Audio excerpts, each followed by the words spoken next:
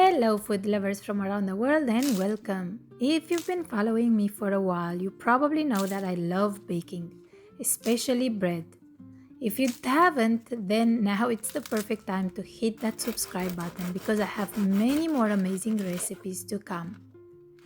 That being said, today we'll make some crispy, crunchy on the outside and soft on the inside beginner sourdough baguettes. I promise this will be quite easy to make, so don't feel intimidated. Look at that crumb. We begin by pouring the room temperature water into the bowl of a stand mixer. Then, the fed and active sourdough starter, followed by the bread flour. And lastly, the sea salt. Then we knead until we get a somewhat cohesive dough. It won't be too smooth at this time, but don't worry. As usual, you can find all the ingredients and measurements in the description box of this video. See, soft and sticky. Cover the bowl and let it rest for 1 hour at room temperature. After the resting time, knead again, this time until you get a nice and smooth dough. It will still be a little bit sticky. About 10 minutes of kneading. Now we need to let it proof until it increases by 50% to 70% in volume. It can take anywhere between 2 to 4 hours. I like to use this straight wall plastic container that I mark with a rubber band. This way I can easily see when my dough is ready and not over or under proof it.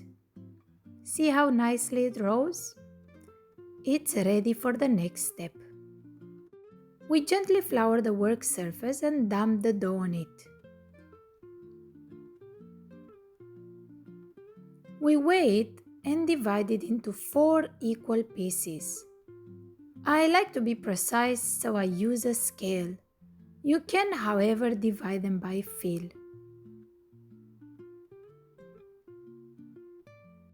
Now we pre-shape each piece into a thick roll like you see me doing here. This step will help with the final shaping so we can get some nice looking baguettes in the end.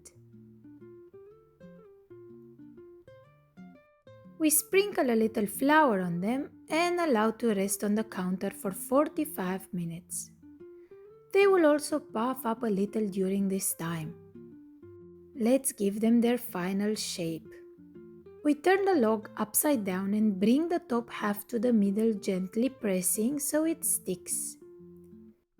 We rotate it 180 degrees and bring again the top to the middle. Now we pinch the two sides together to create a somehow fat log.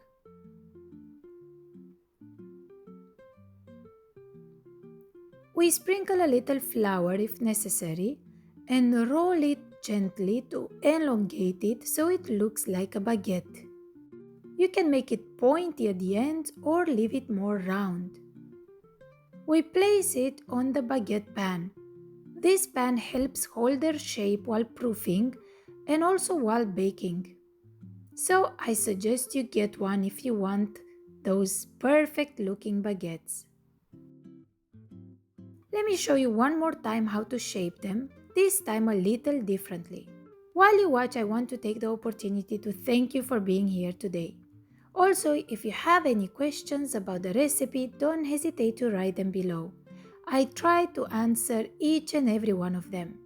It's important here that they are quite tightly shaped. This will help them rise in the oven instead of flattening.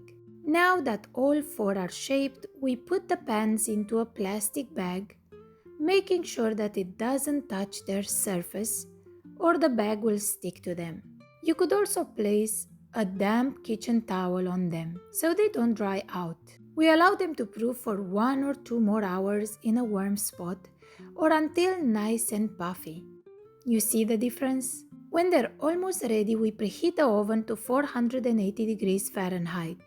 If you have a pizza stone, go ahead and preheat it too. You will need to create steam for the first 10 minutes of baking. That will give them that super crunchy, crackly top. My oven has a steam option, but the easiest way to do it if you don't have that is to put a cast iron or metal pan on the bottom of your oven while it's preheating. When you put the breads inside, pour a cup of boiling water in the pan and then quickly close the door. You can also spray some water on the breads before putting them in. Score each one with a sharp knife and bake at 480 degrees with the steam for 10 minutes and then at 470 degrees without steam by taking out the water pan for 15 or 20 more minutes or until they have the color that you want. Rotate them once when you take the pan out so they can bake evenly. And they are done. Have a look at how beautiful they are.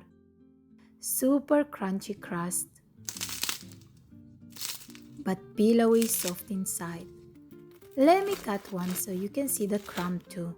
Nice and even holes from the fermentation process. Baguettes don't keep very well for a long time on the counter, but what you can do is freeze them in a Ziploc bag. When you need them again, take them out, spray them with some water, and reheat them in your oven for 15 to 20 minutes. They will be just as good as when you bake them. I couldn't resist it anymore and ate a warm slice with some homemade butter. Make sure you check out my butter recipe too since you're here. That's all for today. I will see you again next time. Bye!